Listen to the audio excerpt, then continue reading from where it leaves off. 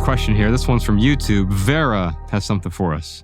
I don't enjoy gifts at all. I don't like getting them, and I definitely don't like trying to figure out what to get for other people. I find it overwhelming and a waste of time to me. How do I avoid obligations around gift giving? Well, Vera, a gift turns into a curse when it becomes an obligation. If you feel like you have to give a gift to someone or you have to receive a gift, and of course, the metaphor that I like to use, TK, if I handed you a brick of dog crap, and I said, hey, man, I got this gift for you, it's going to be really easy for you to reject that.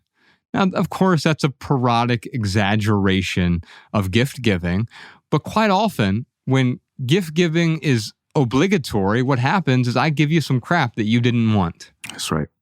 And by me giving you a bunch of crap that you don't want, and now you even have to pretend to be grateful for it. You have to put on a smile. Oh, thanks, Josh. I really was hoping to get a piece of crap. I love your laugh. I just have a visual of a brick. That's just too much feces. It's a big dog. And so where we are right now is we're in a culture that expects us to be grateful for the crap people give us. Oh, man. And it expects us to also expect crap from other people. Yeah. If you didn't get me something, just get me something. I don't care what it is, then you don't care about me. Well, do you really care about me if you just got me some crap? Yeah. That's so true, man. Another aspect of this gift-giving obligation is that you have to muster up the courage to disappoint people early. Now, you must disappoint people. That's a part of life. There's no escaping that. We are all continually disappointing someone somewhere. But when you can disappoint people earlier, you allow them to have time to not only get over it, but you create the space where they can process things in a way that leads to a healthier response and to increased respect for you. So let me give an example. This often comes up in the professional space where someone says they agree to a deadline. I'm going to get this report done by the 31st of this month. And they've got some insecurities about their ability to do it. There are some things coming up as the month is going on, and they're nervous, they're scared because they don't want to disappoint. It's the 14th of the month, and they're thinking, I might not be able to hit this deadline, but they don't want to disappoint. So they say, well, let me see where I'm at a week from now. And then it's like the 22nd, and they're like, I'm totally not going to hit this deadline. It's going to take me 3 extra days, but they don't want to disappoint.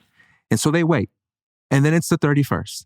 And then the person they made the promise to says, how are we looking on that project? And they're like, well, this happened and that happened and this happened and that happened. And that person's usually a little livid. A lot of trust is broken, right? Why? Because the expectation that it was going to be delivered was on this day, and we're here at this day, and this is the first time I'm finding out that there's a problem, and I made all of these other plans contingent on you delivering on our agreement. I've had conversations with this person, I've blocked out this time, I've committed resources to this. But if that person had simply disappointed early and said, hey, on the 12th, I won't be able to deliver on the 31st, I'm going to need a few days. That other person might have still been disappointed, but because they would have had time to adjust, the disappointment would be much easier for them to process.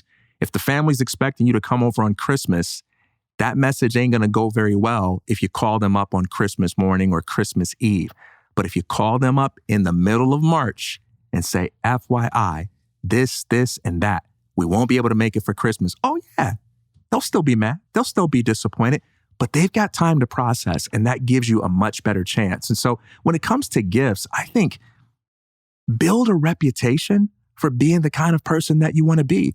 And when you get an invite to something, be like, hey, I don't do the whole gift giving thing, but tell people what you're going to do instead. Yes. I won't be doing the gift giving thing, but I'm totally happy to support you all. I'm definitely going to be there with bells and whistles on. I'm super excited.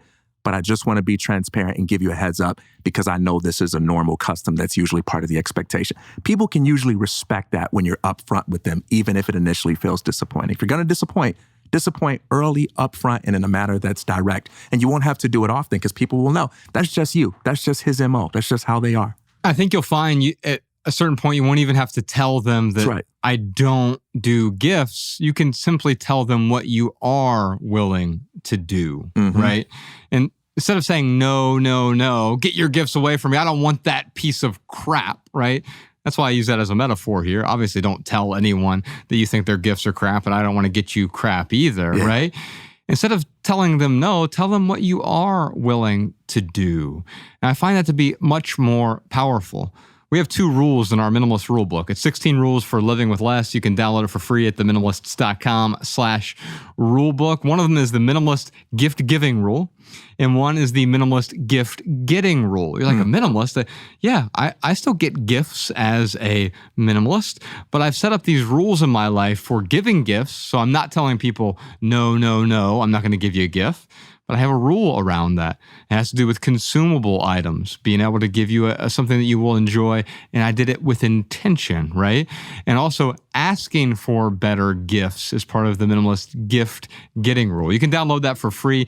There's 16 rules for living with less in there. You can read that in like half an hour. The whole book is, it's 16 chapters, but they're really, really short. They're like a paragraph or 2 each.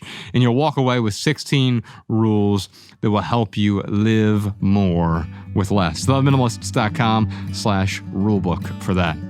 Did you enjoy this standalone Patreon highlight? If so, you can listen to full episodes of the Minimalist Private Podcast, available exclusively on Patreon. Visit patreon.com/theminimalists or click the link in the description. Your support keeps our podcast and YouTube channel 100% advertisement free.